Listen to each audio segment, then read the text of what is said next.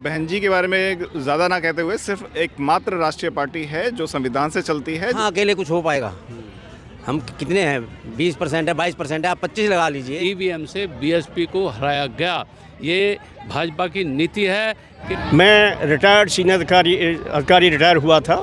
81 years मेरा as है और हम लोगों का जो माहौल है, हम अपना माहौल बीएसपी को बना रहे हैं और हम चाहते हैं हमारी बहन कुमारी मायावती जी किसी भी तरह देश की नेता बने और ये हमारी बहुत बड़ी ख्वाहिश है और इस बार हम उम्मीद करते हैं कि ख्वाहिश हमारी ज़रूर पूरी होगी, क्योंकि जो इस समय जिसकी सरकार चल रही है वो छोटे छोटे पार्टियों को लेकर चल रहे हैं। उन्होंने एक व्यापार बना रखा है, जैसे खरीद फरोख्त करना किसी भी चीज़ की और मंडी में ले जाना। इस समय बीजेपी एक मंडी का काम कर रही है, छोटे छोटे आइटमों को, छोटी छोटी पार्टियों को इकट्ठा कर ले जा रही है। बहन जी का हमारी का यह है कि हम एक ही लड़ेंगे। एक का मतलब जितनी हमारी बहुजन समाज की जो भी पार्टियां होंगी उनको एक लेके चलेंगे। आप कह रहे हैं कि बहन जी आएंगी, लेकिन बड़ा सवाल है, लोग पूछते हैं कि कैसे, संख्या तो मैजिकल नंबर 272 चाहिए और हालांकि उत्तर प्रदेश से ही दिल्ली का रास्ता आता है। हाँ, तो उत्तर प्रदेश को जीतेंगे हम। कैसे वही पूछ रहा हूँ मैं, कैसे जी कैसे जीत पाएंगे आप लोग? क्यों नहीं, उनकी वोट अलग होंगी। बीजेपी से मुकाबला कैसे करेंगे? मुकाबला किस तरह, जैसे कैसे कैसे मुकाबला? पूरी तरह मुकाबला है हमारा बहुजन समाज पूरा एक है, हर हालत में एक है। लोग देखते हैं कि नहीं, जिस समय वोटिंग होता है उसमें सारा लोग बहन जी को वोट करता है, लेकिन अभी तक जो भी गड़बड़ हुई है, जो भी बदमाशियाँ हुई हैं, वो ईवीएम के थ्रू हुई हैं। जब आप लोग ईवीएम का रोना कब तक रोएंगे? बीजेपी तो यही कह रही है। नहीं, तो बीजेपी जब उनका शासन है तो वो करेंगे ही। अब जबरदस्ती अपना बना लेते हैं। रियल उनकी सरकार नहीं है। अगर उनकी रियल सरकार हो तो ये व्यापार बंद कर दें। ये जो उनकी व्यापार हुए कि इसको खरीद लेना, उसको खरीद लेना, किसी का पदक दे दो। सर, आपने कहा आपकी उम्र 81 ईयर्स ओल्ड है, बिल्कुल। और मानवर जी को भी आपने देखा होगा जाहिर, तो मानवर जी को भी, क्यों नहीं, कांशीराम जी को काम किया हमने, मानवर जी के साथ काम किया आपने। घर पे आए हैं मेरे भजनपुरे में, आपके घर पे भी आए? हाँ, मैंने उनको माला चढ़ाया, मैंने उनको आदर सत्कार से दिया है। मेरे को आज बात DRDO, वो भी DRDO के थे। जब मैंने बताया फिर उन्होंने बड़ी आराम से बोला, बोलते वेरी गुड, हम लोग बहुत अच्छा है। तो मानवर साहब के साथ काम किया, इसमें क्या बात है?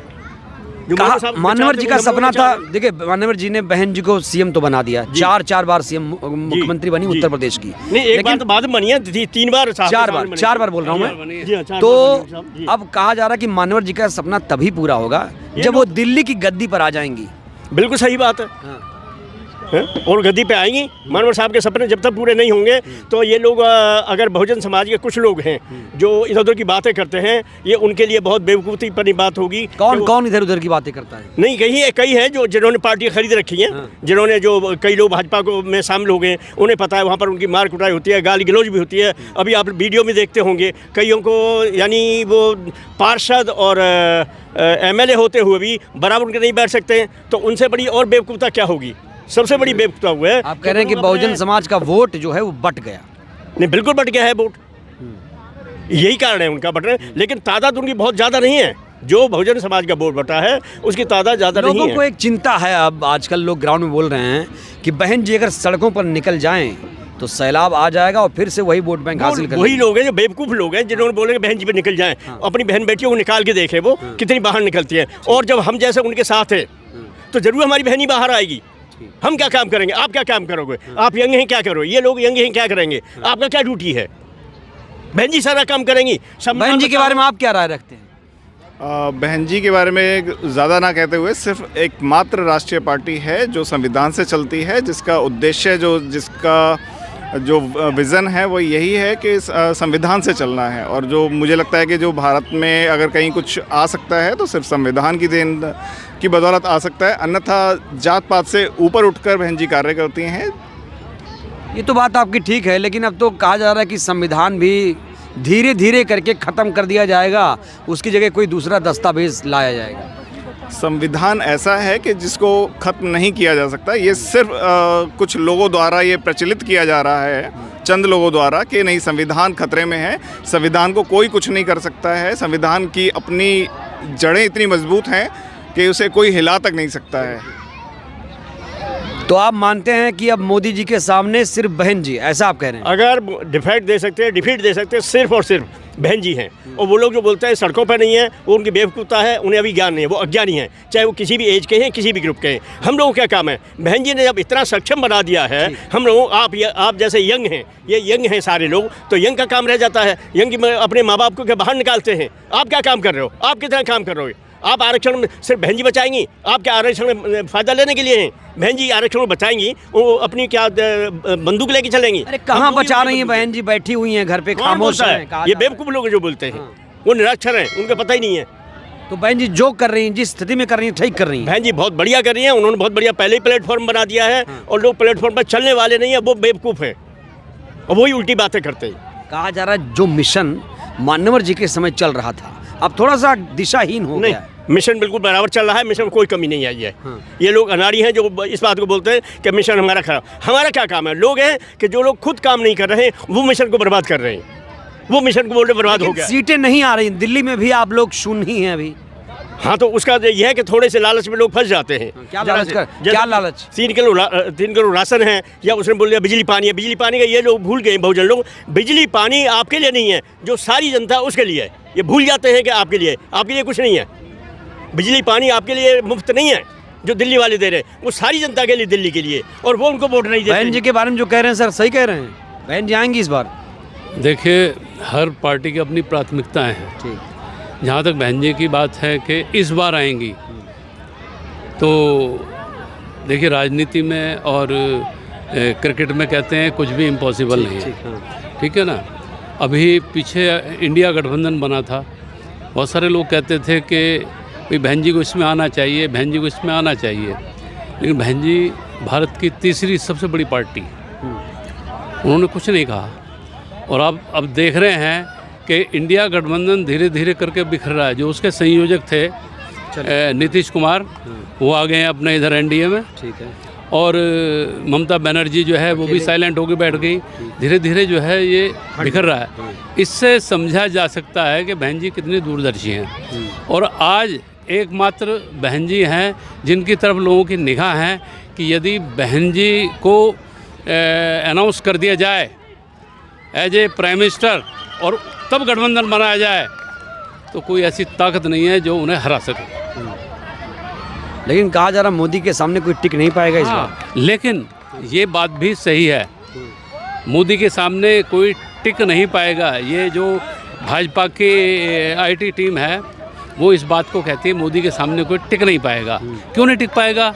बात वहीं घूम फिर के आती है कि ईवीएम हमारी सबसे बड़ी दुश्मन है। आपने देखा होगा जिस समय ईवीएम कब से दुश्मन हुई, किस साल से, मुझे बताइए। दुश्मन जो है ईवीएम तो शुरू से रही है, जब से ईवीएम आई है तब से दुश्मन रही है। क्योंकि कांशीराम साहब कहते थे कि हम नहीं चाहते कि चुनाव 5 वर्ष में हो, चुनाव जो है बार बार होते रहना चाहिए। कितने साल में हो? मेरी बात सुनिए, पहले पूरी बात होने दीजिए। कांशीराम साहब कहते थे कि चुनाव बार बार होने चाहिए, क्योंकि जब भी बार बार चुनाव होते थे बीएसपी की ताकत बढ़ती थी। धीरे धीरे कर जब भी अपने चुनाव होते तभी वोट परसेंटेज बढ़ती थी। और एक स्थिति वो आई थी कि बीएसपी का वोट परसेंटेज जो है 26% से ऊपर हो गया था। 30% हैं? हाँ, जब बीएसपी की सरकार बनी थी यहाँ यूपी में, तब जो है 31 पॉइंट समथिंग अपना जो है वोट था, तो हुआ था। और ये भी आपने देखा होगा दूसरी बार जब जो है चुनाव हुआ था 2017 में हुआ था, तो उस समय जो है ये कहा जाने लगा था बीएसपी आ गई। और ये बिल्कुल सही बात है, बीएसपी को लोगों ने बहुत वोट किया था और बीएसपी कमोबेश जो है जीत गई थी। लेकिन ईवीएम से बीएसपी को हराया गया। ये भाजपा की नीति है कि ईवीएम से इन्हें बिल्कुल शून्य पे ला दो। जितनी भी अपने भाजपा के अगेंस्ट पार्टियां हैं उन्हें ख़त्म करने की। क्या ये लॉजिक सही है कि ईवीएम ही सब कुछ है, बाकी सब लोग ठीक कर रहे हैं, वोटिंग कर रहे हैं उन्हें बहन जी को? बिल्कुल, ये लॉजिक बिल्कुल सही है। ईवीएम जो है, जिन लोगों ने ईवीएम बनाया वो ईवीएम का इस्तेमाल नहीं करते।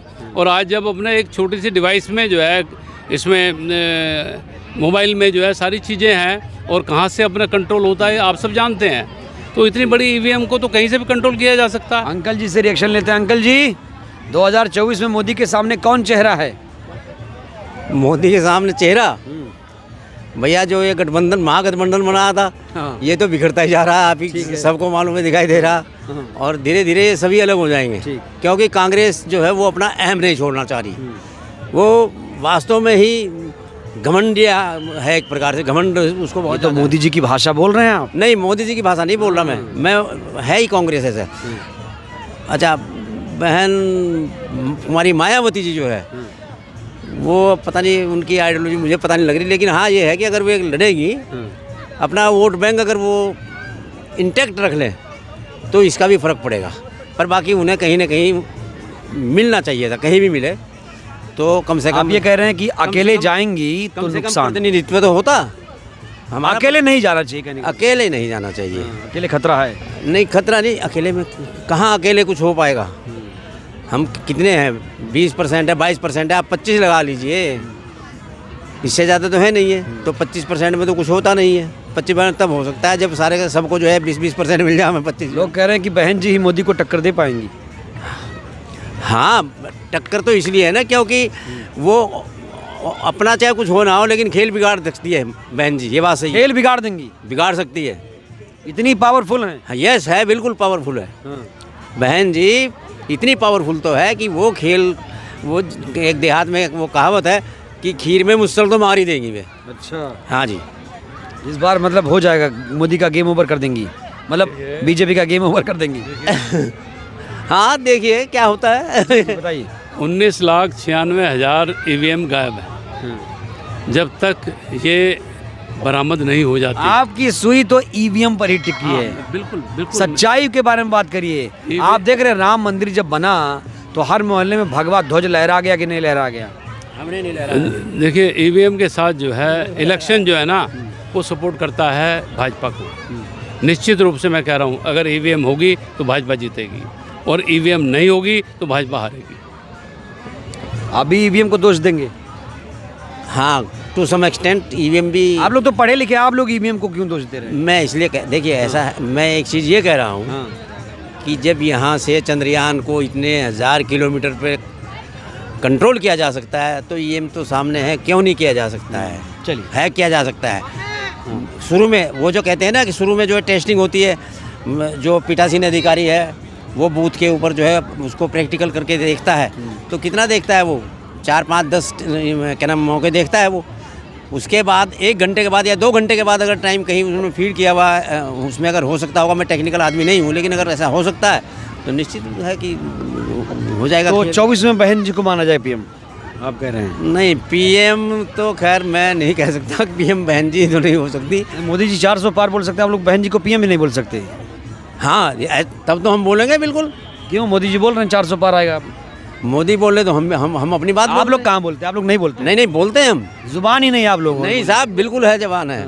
हम जवान हैं, हम तो अपने डरते हैं आप लोग बोलने से? 10 सीटें हम बिल्कुल डरते नहीं हैं। और हम तो ये कहते हैं कि हम सबको जोड़िए। ये भाई साहब हमारे, इनको एक संगठन बना रखा हमने, कहा भाई देखो जो हमारे वाल्मीकि भाई है उनके यहाँ भी चलिए, मैं चलूँगा सबसे पहले। चलिए ठीक है। तो हम ग्राउंड पर हैं और ग्राउंड पर जायज़ा लेना ज़रूरी है। हमने वरिष्ठ नागरिकों से बात की, वरिष्ठ नागरिकों ने अपनी अपनी राय रखी, अपनी अपनी राय व्यक्त की। इनकी राय से आप सहमत हैं, असहमत हैं? आप लोग भी अपनी प्रतिक्रिया दे सकते हैं। बहुत बहुत धन्यवाद, शुक्रिया। जय भारत, जय संविधान।